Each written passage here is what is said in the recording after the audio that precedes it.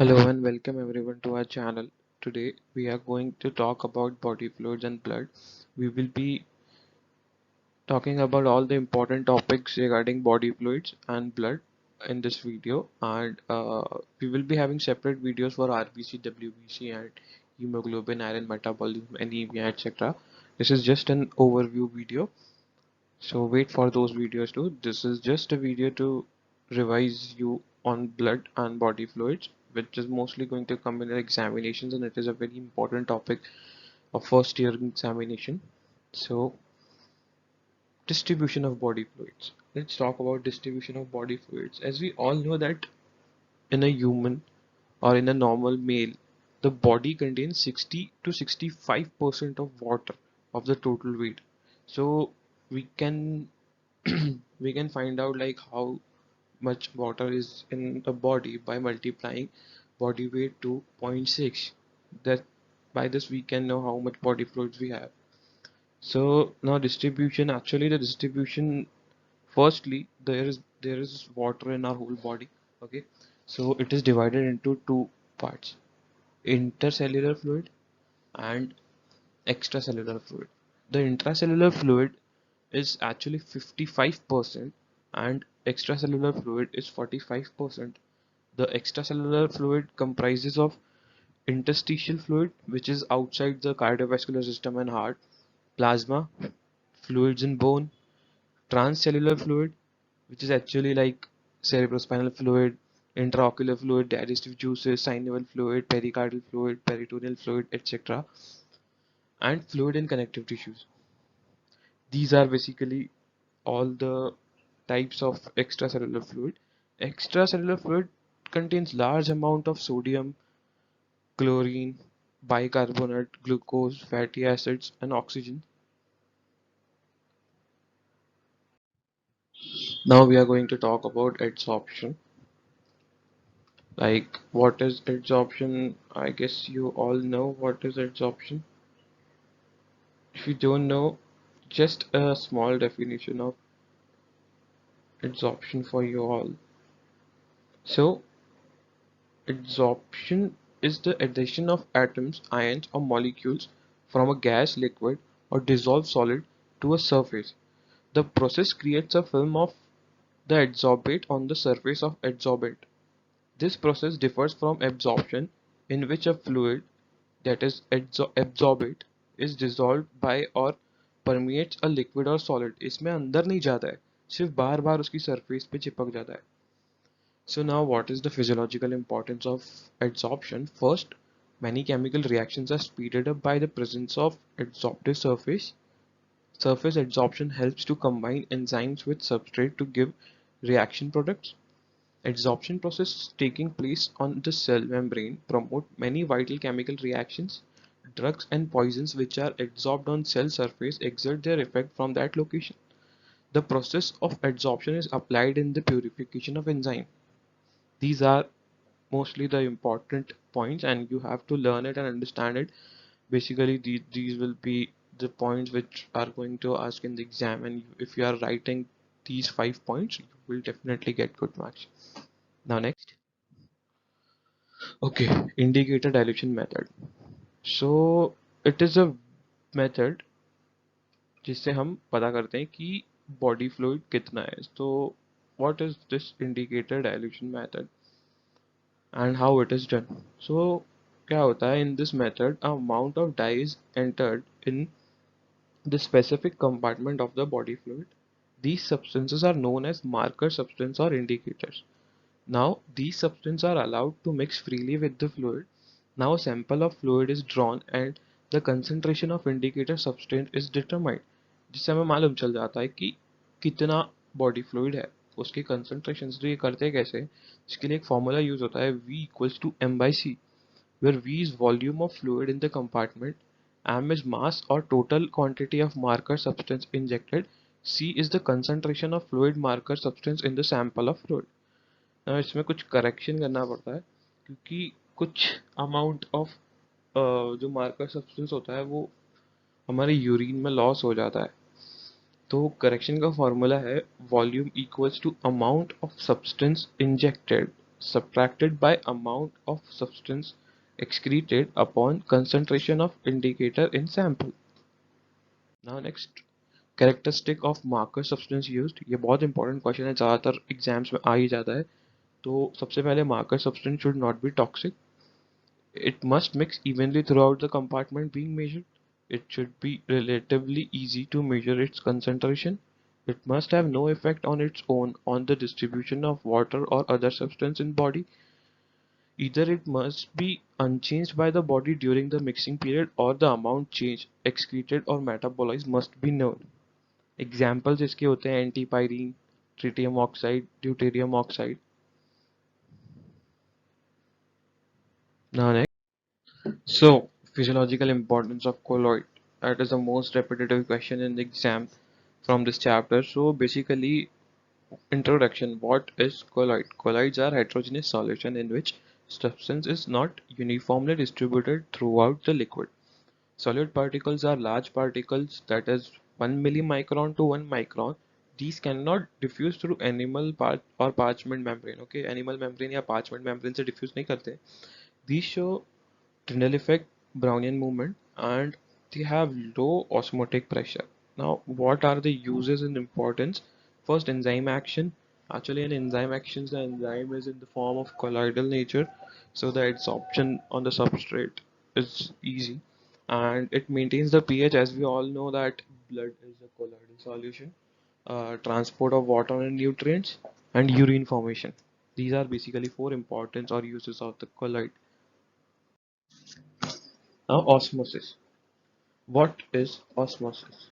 Actually, this is just a question which we are reading from like 8th or ninth class, but it is very important question. It still repeats in the examination. So basically, osmosis can be defined as a process in which there is movement of water or any other solvent from area of higher concentration of solute to an area of lower concentration of solute across a semi-permeable membrane. And the pressure required for the movement of solvent in osmosis is also known as osmotic pressure. This pressure is created by solute. ये चीज़ important है, ये चीज़ याद रखना कि ये pressure solute से create करा जाता है. और osmosis जो है वो एक passive transport होता है, meaning it does not require any energy to be applied. Okay. Now, important topic, that is blood. What is blood? I have two definitions for the blood. First, liquid connective tissue which circulates in closed vascular system throughout the body, which supplies nutrients, oxygen to the tissues and removes metabolic waste products.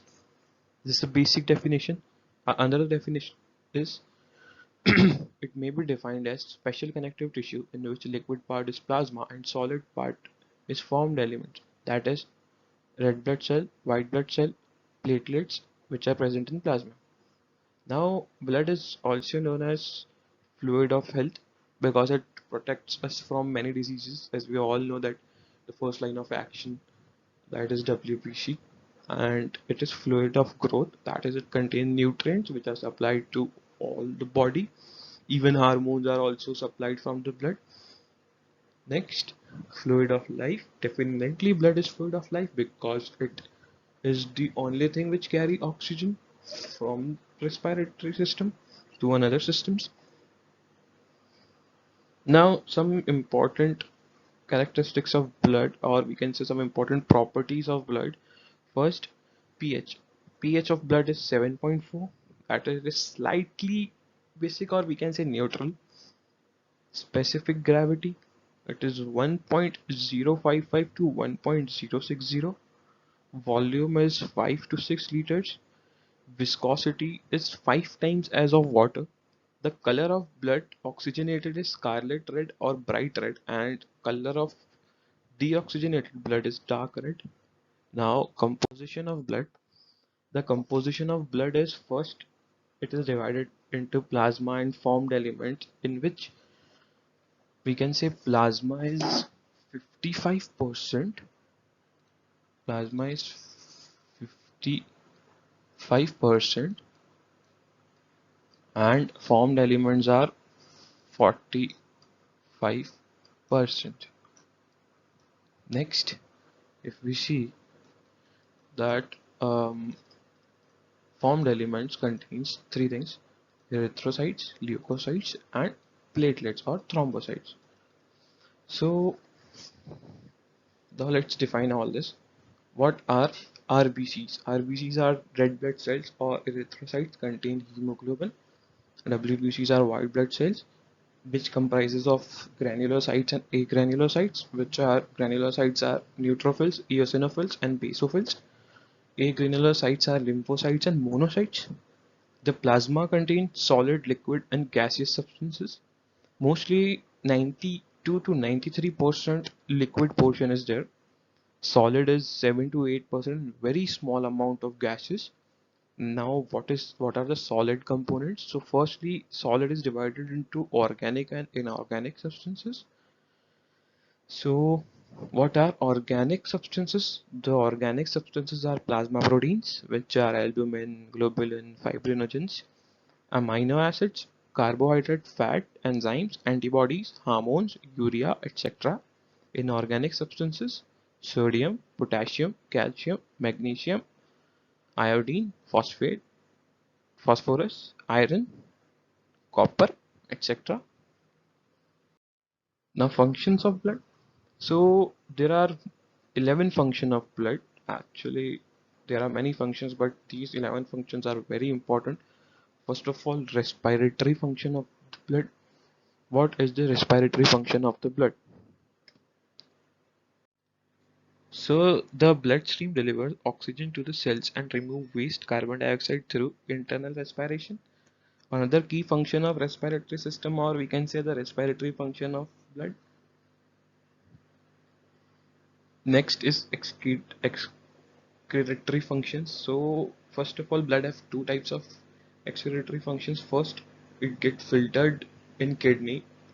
So the waste materials which are not important for our body or formed in liver are being removed from the kidney, and this is a function of blood.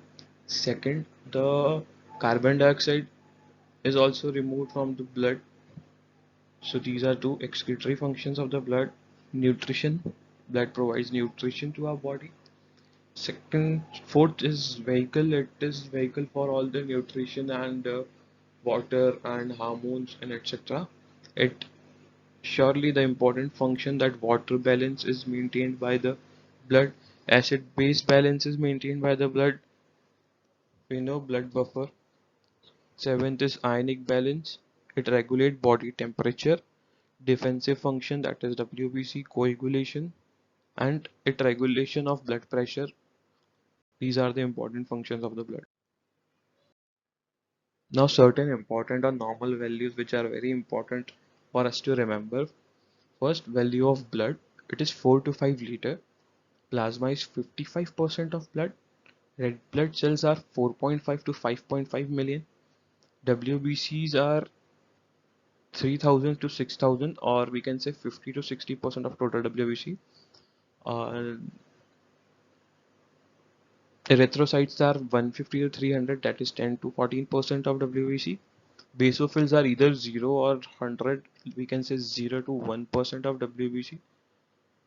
Monocytes are 200 to 600, that is 2 to 6%. And lymphocytes are 1500 to 3000, that is 20 to 30%. Platelets are 1.5 lakh to 4 lakhs. Now ESR, erythrocyte sedimentation rate, which is done by two methods, that is Westergren and Winthrop. So first, the value of Westergren. First, in males it is 3 to 7 millimeter per hour, females 5 to 9 millimeter per hour, infants 0 to 2 millimeter per hour, and Winthrop it is 0 to 9 millimeter per hour, 0 to 15 millimeter per hour for females, and infants 0 to 5 millimeter per hour. And what is packed cell volume? Packed cell volume is in male 40 to 45% and in female 38 to 42%. Hemoglobin concentration is in male 13.5 to 17.5 gram percent and in female 12 to 15 gram percent. Now plasma proteins. Let's talk about plasma proteins. These are the proteins present in plasma, and these are very important in our body, and these have very important functions. So first protein is albumin, which is 3.5 to 5 gram per dl. It is total 55% of all the plasma protein, and it is the most abundant plasma protein in our body. Its function is to create and maintain osmotic pressure and transport of insoluble molecules. Globulins, which is 2 to 2.5 gram per dl, which is 38%. Its function is participate in immune system. Fibrinogen, 0.2 to 0.45 gram per dl, that is 7%. Important function is role in coagulation. Regulatory proteins are less than 1%, which are important for regulation of gene expression. Clotting factors, which are less than 1%, conversion of fibrinogen into fibrin. AG ratio. AG ratio is a very important topic. Basically, the normal AG ratio or albumin globulin ratio is 2 is to 1, and it is very important for liver and kidney diseases. It provides the schematic approach to the interpretation of protein values. Normal AG ratio dehydration में भी होता है और बहुत ज़्यादा fluid intake में भी रहता है, दोनों केसेस में नॉर्मल रहता है.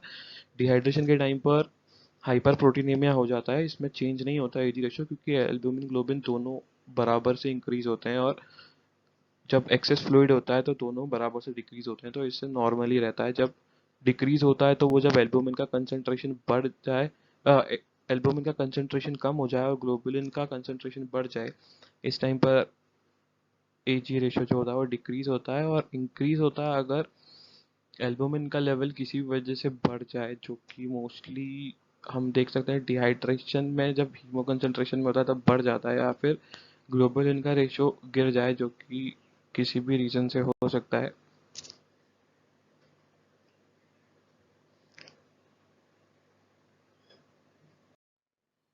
Now functions of plasma proteins.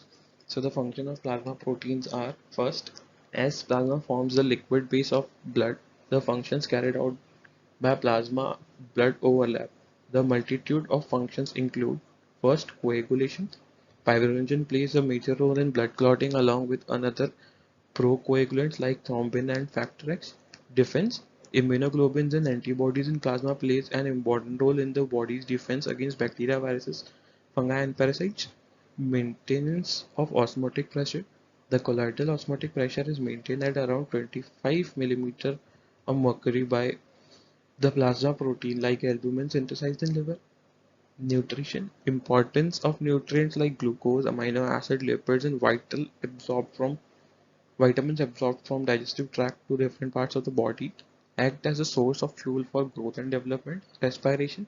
Transportation of respiratory gases, that is carrying oxygen to various organs and carrying carbon dioxide back to the lungs for excretion.